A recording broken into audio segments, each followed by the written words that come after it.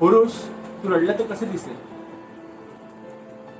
लहानपण संपलं की शहाणपणाला सुरुवात होते. पुरुष, तू रडला तर कसं दिसेल याची सतत आठवण करून दिली जाते.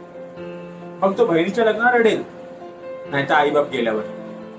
त्यात पण तो अश्रू घेईल जबाबदारीचं ओझं झेलल्यावर. त्या बापाला पण वाटत असेल रडावं, पण तो रडतो. त्या दादाचा मग ब्रेकअप झाला असेल, पण तो दाखवतो. त्या नवऱ्याला पण असेल टेन्शन, तरी तो झेलतो. का? कारण पुरुष रडला ते कसं दिसेल.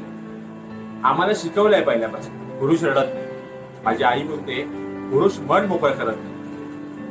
म्हणून हृदयविकाराने जास्त पुरुषांना लक्ष नाही. हे तिने ठरवलेलं लॉजिक असेल, पण मला पण ते आता पटत आहे. मनातलं दुःख असो किंवा कुटुंबाचं सुख, त्याचा कणा कधीच वाकलेला नाही. दबंग, माचो, लोहादी, कठोर अशा नावाने त्याची ओळख, म्हणून तो कधी रडला नाही. कारण एकच, पुरुष रडला तर कसा दिसेल? तो पुरुष आहे, त्याला अंधारात नाही वाटणार की. तो पुरुष आहे, त्याची भरून येत नाही छाती.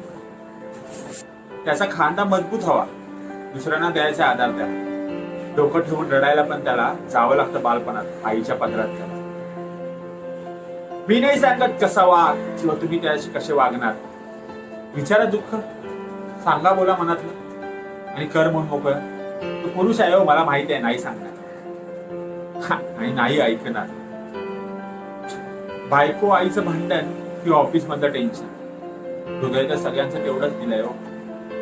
बायको आईचं भांडण असो किंवा ऑफिस मधलं टेन्शन, हृदय तर सगळ्यांना तेवढंच दिलंय.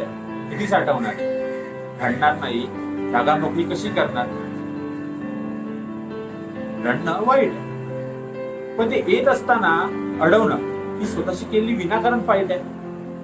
का? पुरुष रडणार तरी कसा, ही त्याची ओळख.